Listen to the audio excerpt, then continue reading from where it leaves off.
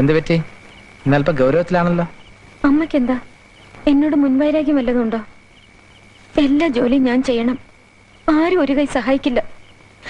എപ്പോ നോക്കിയാലും എന്നെ എന്റെ വീട്ടുകാരെ ഓരോ കുത്തുവാക്ക് പറച്ചില്, തൊട്ടാനും പിടിച്ചാനും ഒക്കെ കുറ്റമാ.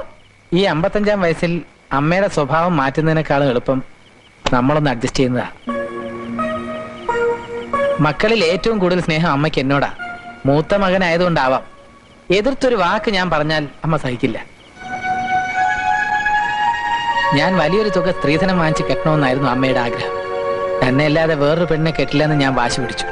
അമ്മ ഒരുപാട് എതിർത്തെങ്കിലും അവസാനം എന്റെ ആഗ്രഹം പോലെ നടന്നു. ഞാൻ ഒരുപാട് വഴിപാട് നേർന്നതുകൊണ്ടാ തന്നെ എനിക്ക് കിട്ടിയത്. അതെന്റെ ഒരു ഭാഗ്യല്ലേ?